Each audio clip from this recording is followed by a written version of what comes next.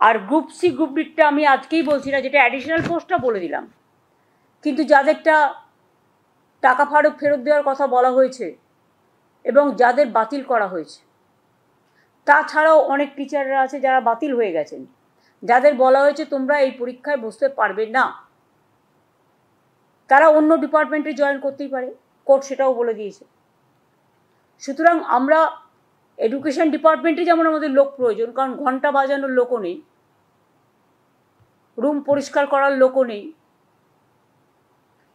তালা বন্ধ করার লোকও নেই এই ঘটনার ফলে, সেই রকম যেমন আমরা অ্যাডিশনাল গ্রুপ সিডি নিচ্ছি, সাথে সাথে যারা এডুকেশন ডিপার্টমেন্টে কাজ করছেন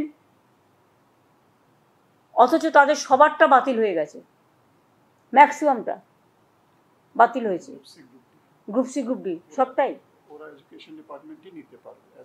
হ্যাঁ, তাহলে ওরা এডুকেশন ডিপার্টমেন্টেও অ্যাপ্লাই করতে পারে। ওরা তাছাড়াও আমরা আরও 3-4টে ডিপার্টমেন্ট অপশান দেবো, কিন্তু সেটা আমরা আলাদা করে নোটিফাই করব, কারণ যেহেতু ওটার সাথে এটার সম্পর্ক নেই।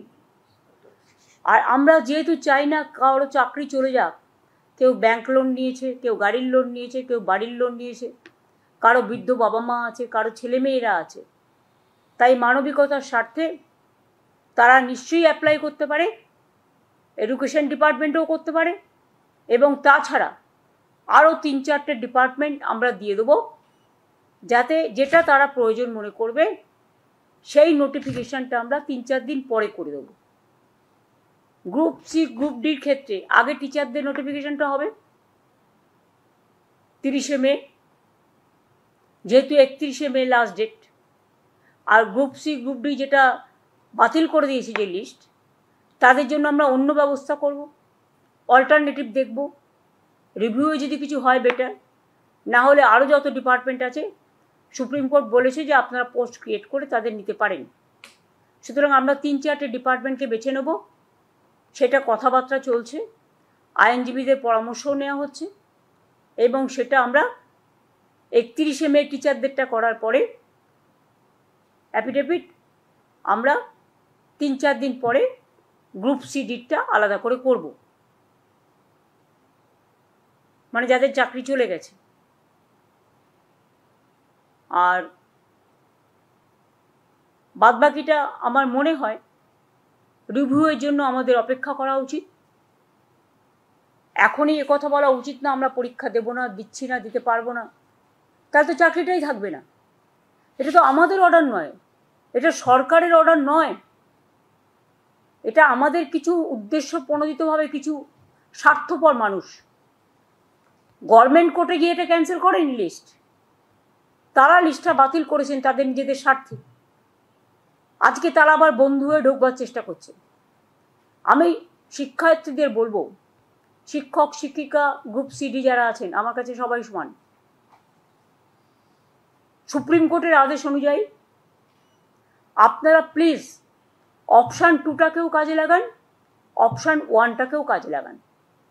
অপশান 1 যদি হাত থেকে বেরিয়ে যায়, তারপরে যদি অপশান 2 রিভিউ করেও আমরা যদি বিচার না পাই, তাহলে কিন্তু আপনাদের আর সুযোগ থাকবে না চাকরিটা ফিরে পাওয়ার। আমরা চাই আপনারা চাকরি ফিরে পান। অপশান 1টাও হাতে রাখুন, যথাসময়ে অ্যাপ্লিকেশনটা ফেলে রাখুন, পরীক্ষায় ডাকলে যাবেন। আর আমি আশা করি তার মধ্যে গরমের ছুটি, আমি জানি না কবে খুলবে কোর্ট, সুপ্রিম কোর্টে কবে খুলবে আমি জানি না ঠিক। সুপ্রিম কোর্টে গরমের ছুটিটা শেষ হওয়ার পরেই আমরা রিভিউ পিটিশনটা নিয়ে আবার রেজ করব, এবং তার জন্য অনেকটা টাইমও রাখা হয়েছে, যাতে আমরা একটা সুযোগ নিতে পারি। চেষ্টা করবো অন্তত কথা বলার। আমাদের আইনজীবীরা তারা সাধ্যমতো লড়বেন, কিন্তু বিচার তো আমার হাতে নেই, বিচারের দায়িত্ব বিচারপতিদের হাতে। সুতরাং আমরা মানবিকভাবে তুলে ধরব যাতে তাদের লিস্টটা বাতিল করা না হয় এবং তারা যেন চাকরিতে সুযোগ পায়। যেটা করে যাচ্ছে সেটা থেকে যেন বিরত না হয়।